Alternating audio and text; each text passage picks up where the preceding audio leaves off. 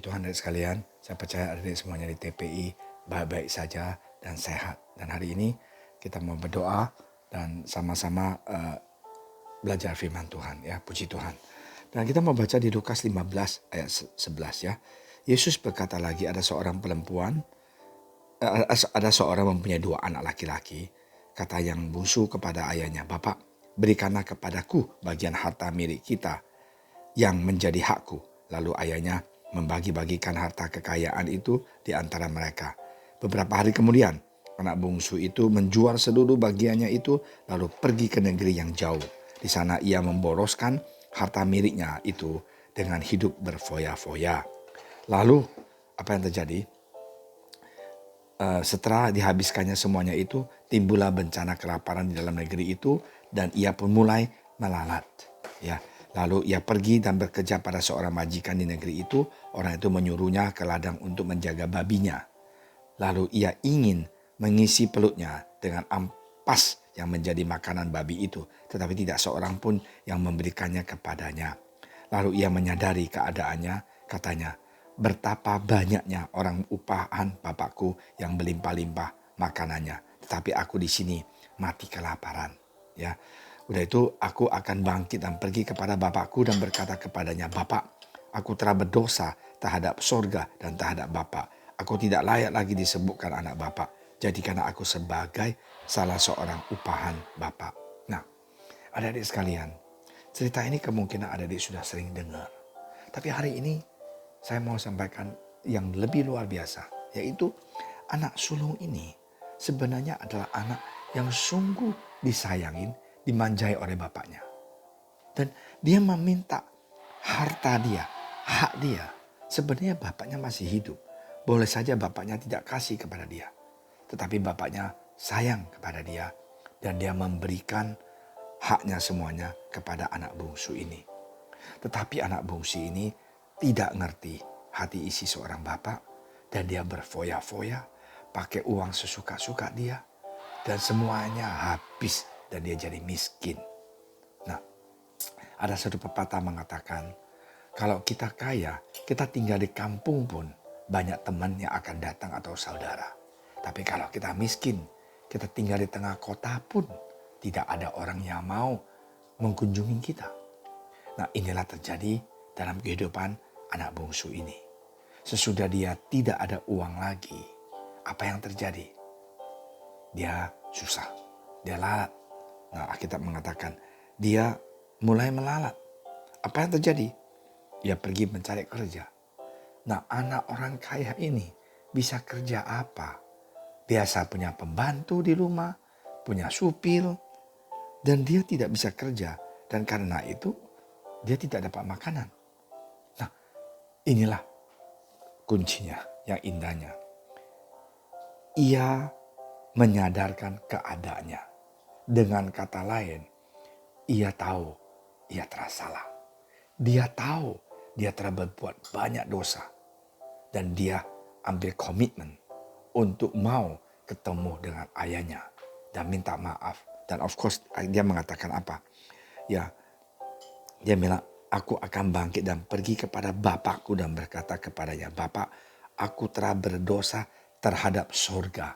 Artinya apa? Terhadap Tuhan dan terhadap Bapak. Nah, inilah keberanian anak ini.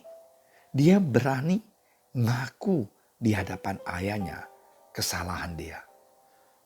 Tuhan Yesus hari ini tidak pernah berubah. Dia tunggu orang yang berani datang kepada dia dan mengaku kesalahan dia dan bertobat.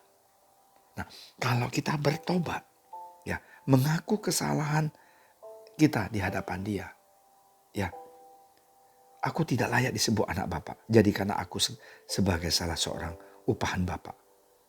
Nah, inilah pertobatan, perubahan yang dahsyat dalam hidup anak bungsu ini yang manja, yang telah habiskan semuanya uang bapaknya.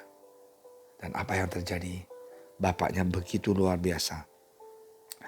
Bapaknya itu waktu melihat anaknya itu dari jauh, ayahnya telah melihat, lalu tergeraklah hatinya oleh belas kasihan Ayahnya itu berlari mendapatkan dia, lalu melangkur dan mencium dia. Bayangkan saja, ayahnya itu tidak marah anak itu terhabiskan uangnya, tapi melangkur dan mencium dia yang bau babi dan bau sampah segalanya. Kemungkinan sudah berhari-hari tidak mandi. Apa yang terjadi? Dia mengatakan, nak udah jangan pusing, kamu balik, papa sudah senang. Nah inilah kasih Bapa yang luar biasa. Hari ini kasih Yesus terhadap kita tidak ada bedanya. Kita ini sama seperti anak sulung ini. Kita sombong, kita jauhkan diri kita dari Tuhan. Kita mengatakan saya tidak butuh Tuhan, aku punya hidup tersendiri, so what? Dan akhirnya berantakan. Ya, dalam pandemi ini kita banyak masalah, keluarga banyak masalah. Adik sekalian, kalian sudah harusnya dewasa, ya, sudah SMP, sudah SMA. Mari kita seperti anak ini berani menyadari bahwa kekuatan manusia terbatas. Pandemi ini telah menghancurkan banyak orang. Banyak orang tidak ada pekerjaan, usaha hancur, segalanya pekerjaan tidak ada. Mari kita datang kepada Tuhan dan berdoa, minta Tuhan tolong kita, berkati kita.